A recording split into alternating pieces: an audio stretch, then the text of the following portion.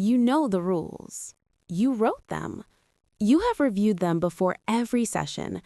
Entry criteria, stop placement, position sizing, exit rules. All of it defined, all of it clear. And on the days when the market is slow and the setups are simple and nothing feels urgent, you follow them perfectly. Clean entries, disciplined exits. Exactly the trader you designed yourself to be. Then something changes. Not the rules, not the strategy, the pressure. Maybe it starts with a losing streak, 3 bad trades in a row, or a position that moved against you and is sitting at a painful drawdown, or a week where the account is negative and Monday is approaching, or simply a moment in a live trade where price is moving fast and the stop is close and the next decision has to be made right now. And in that moment, the rules you know perfectly become impossible to follow. You hesitate at the exit. You override the stop. You increase size to recover faster. You take a setup that does not qualify because doing nothing feels worse. And afterwards, you sit with the familiar frustration, not just at the result, at yourself, because you knew exactly what you should have done, and you did not do it. So you conclude the same thing you always conclude. I lack discipline. I need to be more disciplined. I need to try harder. But here is what that conclusion gets wrong. You do not have a discipline problem. You have a pressure problem. And those are not the same thing. Because discipline, your discipline, works perfectly under the right conditions. You have proven that on your best days. The question is not whether you have discipline. The question is why your discipline disappears under pressure. And that question has a specific answer, a neurological one, a psychological one that has nothing to do with willpower or character or how serious you are about trading. In this video, we are going to examine exactly what pressure does to the trading brain, why rules that are clear in calm moments become impossible in high-stakes ones, and what the shift looks like from a trader who fights pressure to one who is designed for it. Let's go deep. Part 1. Discipline is conditional. Most traders believe discipline is a fixed trait, a character quality, something you either possess or you do not. And because they believe it is fixed, they interpret every moment of poor discipline as evidence of personal inadequacy. I am not disciplined enough. I need more willpower. I need to try harder. But discipline is not a fixed trait. It is a state-dependent capacity, meaning it fluctuates based on your psychological and physiological state. When you're calm, when stress hormones are low, when the prefrontal cortex is fully online, when there is no urgent emotional pressure distorting your perception, discipline is available. The rules are clear, the criteria are obvious, the correct action feels straightforward. But when pressure increases, when cortisol rises, when the amygdala activates, when the emotional intensity of the situation exceeds a certain threshold, the same rules that were clear become difficult. The same criteria that were obvious become ambiguous. The same correct action that felt straightforward feels impossible. Not because you forgot the rules, not because you stopped caring, because the neurological infrastructure that discipline depends on has been compromised by the pressure state. This is the distinction most traders never make. They experience the breakdown of discipline under pressure and conclude they are undisciplined. But the breakdown is not evidence of insufficient discipline. It is evidence of insufficient pressure management. And those require completely different solutions. Undisciplined traders need to learn the rules. Pressure-compromised traders already know the rules. They need to learn how to function when those rules are hardest to follow. That is a different problem, and it requires a different approach. Part 2. The neuroscience of pressure. Let's go inside the brain, because what happens neurologically under trading pressure explains everything about why discipline collapses at the exact moments it is needed most. The prefrontal cortex is the brain region responsible for rational planning, rule adherence, impulse control, and long-term decision-making. It is the part of your brain that wrote the trading rules, that designed the system, that identified the logic behind every criterion. Under calm conditions, the prefrontal cortex is fully engaged. It evaluates setups objectively. It applies criteria consistently. It overrides short-term emotional impulses in favor of long-term strategic behavior. It is the disciplined trader. But the prefrontal cortex has a vulnerability. It is exquisitely sensitive to stress hormones, specifically cortisol. When pressure activates the stress response, when cortisol floods the system, prefrontal cortex function degrades, not completely, but measurably, decisively. Impulse control weakens. Rule adherence becomes effortful rather than automatic. Long-term thinking is suppressed in favor of short-term relief. And the amygdala, the brain's ancient threat detection system, becomes relatively more powerful. Not because it has become stronger, because the prefrontal cortex has become weaker. This shift in neural dominance produces a specific behavioral change. The brain stops asking, "What does the plan say?" and starts asking, "What will make this feeling stop?" Those are fundamentally different questions. The first question produces disciplined behavior. The second produces pressure relief behavior, and pressure relief behavior in trading looks exactly like undisciplined behavior. Widening stops to avoid the pain of being stopped out, increasing size to accelerate recovery from a drawdown, exiting winners early to lock in profit before uncertainty can take it back, taking marginal setups because doing nothing while the account is negative feels intolerable. None of these behaviors feel irrational in the moment. They feel like the correct response to the situation, because under pressure, the brain's evaluation system is optimizing for relief, not for correctness, and relief and correctness are often opposite things in trading. Let's identify the specific sources of trading pressure, because not all pressure is the same. And understanding where it comes from gives you the ability to address it at the source. The first source is open P&L. When a position is open and showing a loss, that unrealized loss creates ongoing psychological pressure. The larger the unrealized loss, the more intense the pressure. And the more intense the pressure, the more compromised the prefrontal cortex becomes. This is why decisions made while in a losing trade are systematically worse than decisions made before entering. The open P&L is generating continuous cortisol that degrades the very decision-making capacity needed to manage the trade correctly. The second source is recent losses. A losing streak creates cumulative psychological pressure that carries across sessions. Each loss adds to the emotional weight, and that weight does not reset overnight simply because a new trading day begins. It accumulates until the pressure of needing to recover is present before the session even starts. The third source is the fear of being wrong.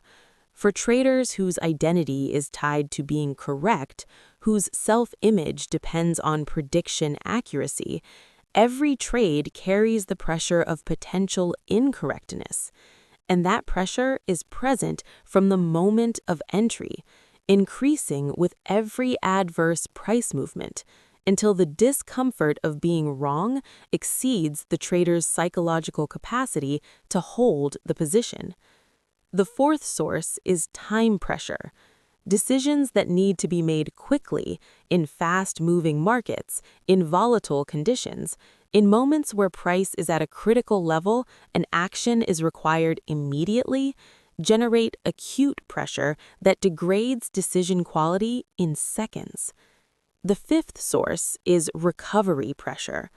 When the account is in drawdown and the trader feels the urgency to return to previous equity levels, every trade carries the weight of that recovery requirement.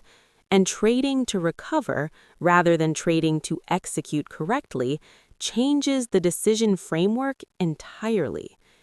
Each of these pressure sources activates the stress response. Each of them degrades prefrontal cortex function.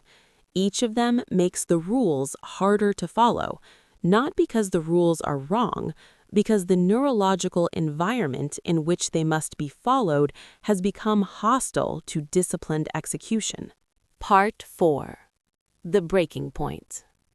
There is always a moment, right before the rule is broken. A specific moment where you are aware of the conflict, where part of you knows exactly what the plan says, and another part of you is already generating reasons why this time is different. That moment, the moment of internal conflict between the rule and the pressure-driven impulse, is the most important moment in trading psychology, because it is the moment where the decision is actually made. Not when you click the button. Before that, in the few seconds of internal conflict. And in that moment, two forces are competing. The prefrontal cortex, weakened by pressure, but still present, is saying, follow the plan. The amygdala, amplified by pressure, is saying, do something to make this feeling stop. The outcome of that internal competition determines whether discipline holds or breaks. And the outcome is not determined primarily by willpower.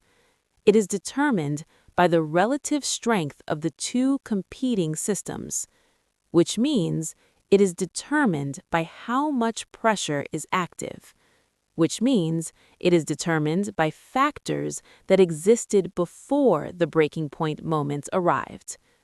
The sleep quality of the previous night, the emotional state carried into the session, the accumulated stress of the previous losing streak, the size of the current open loss, the urgency of the recovery requirement. By the time the breaking point arrives, most of the relevant factors have already been set, which is why addressing pressure in the moment, trying to muster more willpower at the breaking point, is rarely effective. The intervention needs to come earlier, before the session begins, before pressure accumulates to the point where the prefrontal cortex is already compromised, in the preparation stage, when calm is available, when the prefrontal cortex is fully online, when the rules can be reinforced before pressure arrives to challenge them. Part 5.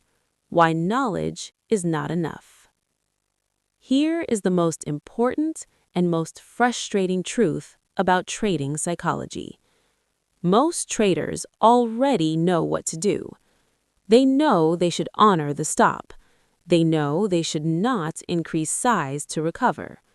They know they should wait for the qualified setup. They know they should exit when the thesis is invalidated. The knowledge is not missing. The execution under pressure is. And this distinction matters enormously, because if the problem were knowledge, if traders broke rules because they did not understand them, the solution would be more education, more reading, more videos, more analysis of what went wrong.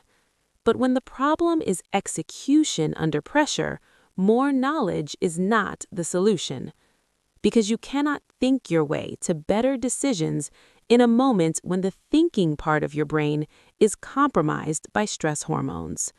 You cannot willpower your way to rule adherence in a moment when the neural system responsible for impulse control has been degraded by cortisol. The solution is not more information. It is structural. It is building systems that reduce pressure before it accumulates, that pre-commit to decisions before the pressure state arrives, that make the correct behavior as automatic as possible, so it requires the least possible prefrontal cortex involvement at the moment of execution. Because the less conscious effort correct behavior requires, the more automatic and pre-committed it becomes, the more resistant it becomes to the degrading effects of pressure. This is the shift from willpower-based discipline to system-based discipline. And it is the shift that separates traders who consistently follow their rules from traders who consistently know their rules but cannot follow them under pressure. Part 6. Lessons from professional traders. Some of the most valuable insights about pressure management come from professionals who have designed their entire operating environment around reducing psychological pressure rather than resisting it. One principle shared consistently among experienced traders is this: professionals do not rely on willpower. They design systems that make willpower unnecessary. This is a fundamental philosophical difference from how most retail traders approach discipline. The retail trader believes discipline is about trying harder, about being stronger, about resisting the urge more forcefully. The professional believes discipline is about designing a trading environment where the destructive urges are less powerful, where pressure sources are reduced, where decisions are pre-committed before pressure arrives, where the correct behavior is the path of least resistance rather than the path of most resistance. Specifically, this means position sizes small enough that open P&L does not generate significant emotional pressure. Risk defined so precisely that the worst-case outcome is fully accepted before entry. Session rules so clearly defined that in-session decisions are reduced to almost nothing. Daily loss limits that automatically end the session before pressure can accumulate to dangerous levels. Another principle observed among professionals who have maintained consistent execution across extended periods of market volatility: the goal is not to eliminate pressure. It is to ensure that pressure never reaches the level where it can override the system. Pressure in trading is inevitable. It cannot be eliminated entirely, but it can be managed. It can be kept below the threshold where it degrades prefrontal cortex function significantly. And keeping it below that threshold through deliberate position sizing, pre-committed rules, defined daily limits, and structured session preparation is the professional approach to discipline. Not trying harder, designing smarter. Part 7. The key shift. Stop asking, how do I become more disciplined? Start asking, how do I perform under pressure? These questions lead to completely different places. The first question leads to motivation, to trying harder, to the same approach that has already failed under pressure countless times. The second question leads to systems, to structural solutions, to the design of a trading environment that is resistant to pressure-driven breakdown. Here is what that design looks like in practice. It starts with pressure mapping, identifying specifically which pressure sources trigger your rule-breaking behavior. Is it open P&L? Is it losing streaks? Is it recovery urgency? Is it time pressure in fast markets? Different traders have different pressure profiles, and the system needs to be designed around your specific profile, not around a generic concept of discipline, around the specific moments and conditions where your execution historically breaks down. Once the pressure sources are identified, the design addresses each one directly. If open P&L is the primary pressure source, reduce position size until the open loss at any given moment does not generate significant stress. If losing streaks create cumulative pressure, implement a mandatory day off after any session that exceeds a defined loss threshold. If recovery urgency distorts decision-making, implement a rule that prohibits increasing position size during drawdown periods. If time pressure and fast markets degrade execution, implement a rule that prohibits trading during high volatility periods until a defined structure forms. Each of these structural solutions addresses pressure at the source, before it accumulates, before it reaches the breaking point, before the prefrontal cortex is compromised. That is pressure management. And pressure management is what discipline actually looks like at the professional level. Part 8. Practical tools for performing under pressure. Let's get concrete. The first tool is the pressure audit. Review your last 20 trading mistakes. For each one, ask, did I not know the correct action, or did I know it and not take it? If the answer is consistently the second, you knew but did not act, then your problem is pressure, not knowledge. Map the specific conditions present in each breakdown moment. The pattern will reveal your primary pressure sources, and knowing your primary pressure sources is the foundation of designing a system that addresses them. The second tool is the pre-commitment protocol. Before each session, write down not just your trading criteria, but your pressure responses. Specifically, if the trade moves against me by X amount before hitting my stop, I will do this. If I take 2 consecutive losses in a session, I will do this. If my account reaches a drawdown of X% today, I will do this. If I feel the urge to increase position size, I will do this. These pre-committed responses are written in a calm state before pressure arrives. They represent prefrontal cortex decisions made before the amygdala is activated. And when the pressure moment arrives, when the breaking point appears, the pre-committed response is already there, already decided, already written, requiring no new decision-making under pressure, just execution of a decision already made. The third tool is the size reduction trigger. Define in advance the specific conditions under which you will reduce position size, not after the damage is done, in advance.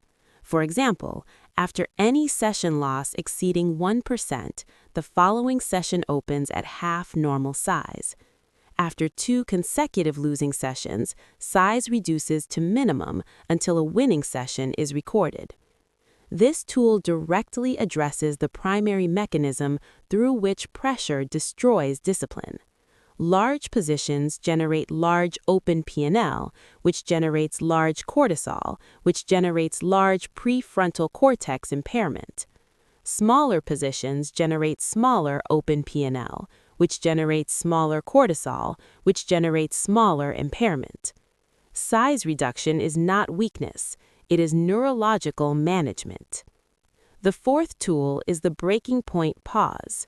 When you feel the internal conflict, when the moment arrives where the rule says one thing and the pressure says another, set a timer for 90 seconds. Do not act. Do not close the trade. Do not widen the stop. Do not anything. Just wait 90 seconds. In those 90 seconds, cortisol begins to reduce. The parasympathetic nervous system begins to activate. The prefrontal cortex begins to recover function. And the correct action, which you already know, becomes more accessible. 90 seconds between the impulse and the action. That gap is where discipline lives. Build it deliberately, use it every time. You are not undisciplined. You are under pressure. And pressure is not a character flaw. It is a physiological state, one that every trader experiences, one that degrades the neural infrastructure that discipline depends on, one that cannot be overcome through trying harder, only through designing smarter. The traders who execute cleanly under pressure are not stronger than you. They are not more determined. They are not fundamentally more disciplined. They have built systems that reduce pressure before it accumulates, that pre-commit decisions before the breaking point arrives, that make the correct behavior as automatic and effortless as possible, so that when pressure appears, and it always does, the system carries them through it, rather than willpower, rather than motivation, rather than the same approach that has already failed under pressure before. Stop asking how to be more disciplined. Start asking how to perform under pressure. Design the system, reduce the pressure, pre-commit the decisions, and trust the structure to carry you through the moments when carrying yourself is not enough. Your growth as a trader begins with self-awareness. The rest follows. I'll see you in the next video. Until then, control your mind.